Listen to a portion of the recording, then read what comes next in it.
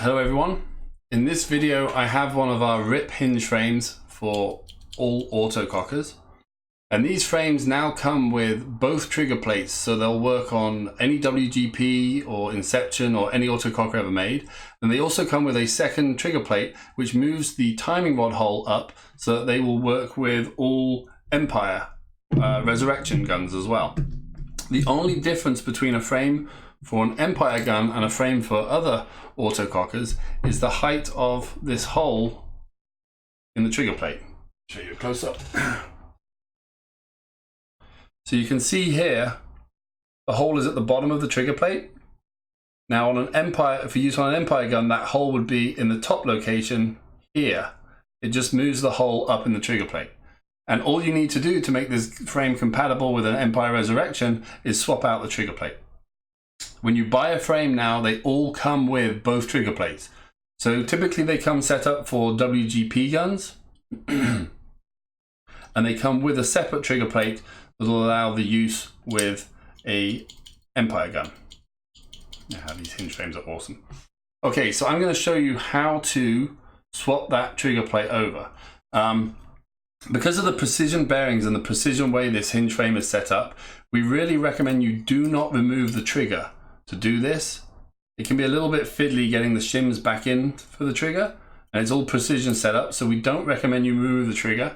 I'm going to show you how to swap out the trigger plate without removing the trigger. Okay, so to start with, we're going to go ahead and we're going to remove the grips. I'm going to remove the grips completely. You can do this with just removing the grips from the left hand side, but for ease of handling for the video and for everything else I'm doing, excuse me, I'm going to remove them completely.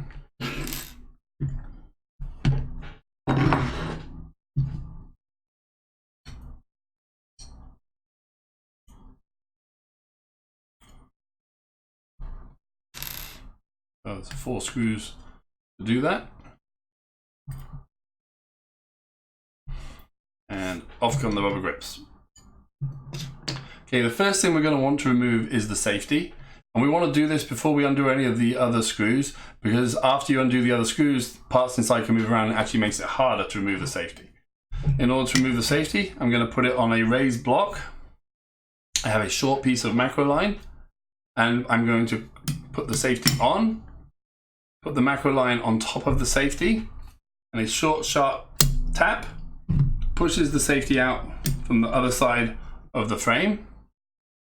And if I put my fingers over the holes and I lift the macro line up slowly, it's then going to allow the ball bearing to come out, and a little shake, and out comes the safety spring. Next, we have to hold the trigger and a 5/64 Allen key in the rear trigger stop. We're going to undo the rear trigger stop. The screw and the washer come off the top left hand side of the frame, and then the cam drops out from the back side of the frame. Now we're going to remove the sear. So the top shoulder bolt,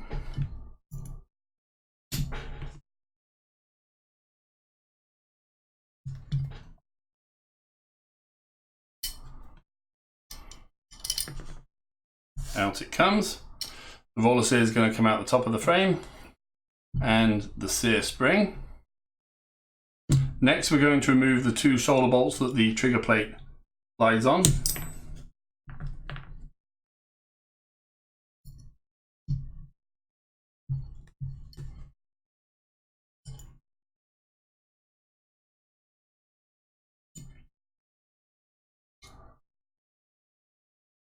One.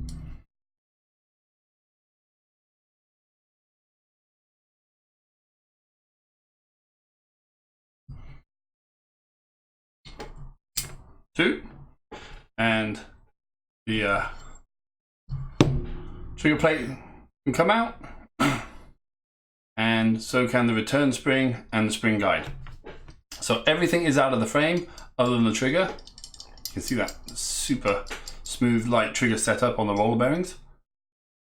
Okay, so that's how you remove it. You're going to go find the trigger plate which has the hole further up at the top, which would be the one for Empire frame, and we have to install it. And the trickiest part is getting this back in to start with. So the spring and spring guide is going to drop down into the slot. You can see it's not very easy to see. Down in the slot. You want to make sure that the spring guide is pushed right down and that everything is pushed to the back of the slot. Like so. Trigger plate, make sure it's clean, make sure there's nothing on either side of it. That is going to go down in the slot from above. And it's going to be sat on top of the spring. So it's going to be sticking out of the top of the frame. And what's going to be important, but a little bit fiddly, is we need to get inside here underneath, catch the spring, and push the spring back with an Allen key so that the trigger plate drops down. And when it drops down, the bottom of the trigger plate is going to be flush with the outside of the frame, and it is going to be below the surface at the top, like so. So that's in place. I'm keeping my finger on it so that the spring doesn't make it jump back out. I'm going to take an Allen key.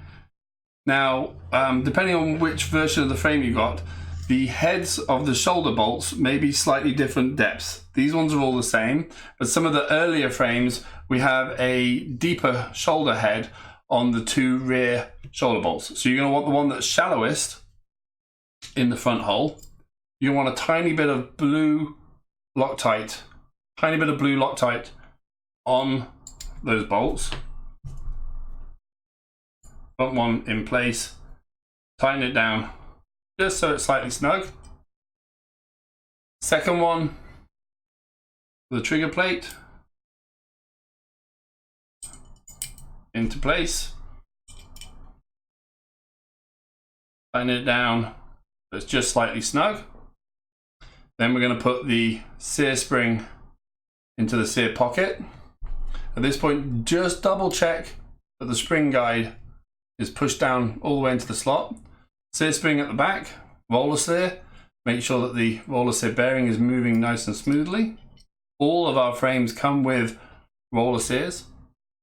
Then the third shoulder bolt is going to go through the sear and hold the sear into place. And again, just tighten it down so it's snug. Make sure that the trigger is free to pull. Nice and smooth and fast. Make sure that the sear is moving cleanly. Okay, so next we're going to put in the rear trigger stop. Now you can see on this, go close up, there is a flat. The flat has to be facing forwards, and that screw there is actually the rear trigger stop, the trigger pull length. These frames have the ability to control the front trigger stop and a rear trigger stop to make the trigger pull as short and light as possible. So when that goes in the frame, it's going to come up from the right hand side of the frame, and we're going to pull the trigger and hold it, and that will make the flat completely vertical. You must hold the trigger.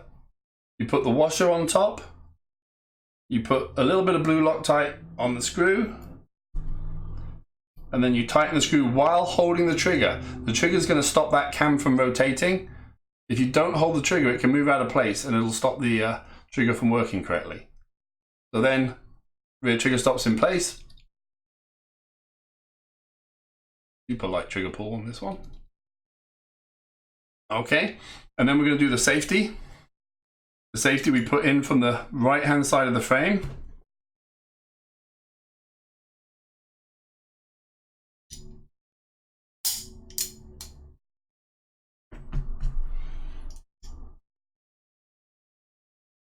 So the safety goes in from the right hand side of the frame.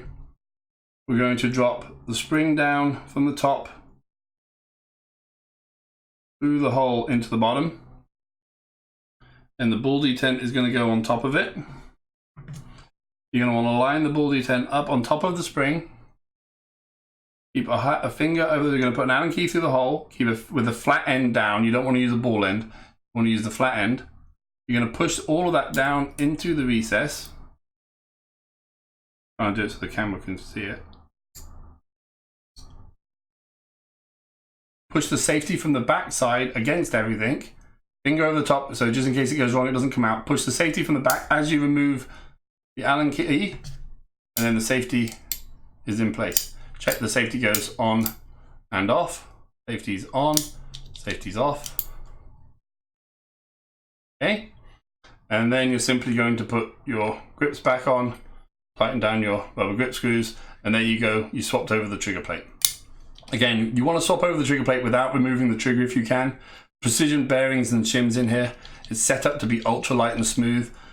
You can remove the trigger, but it can be a little bit finicky to put those bearings and shims back in. So that's why we recommend changing the trigger plate without removing the trigger.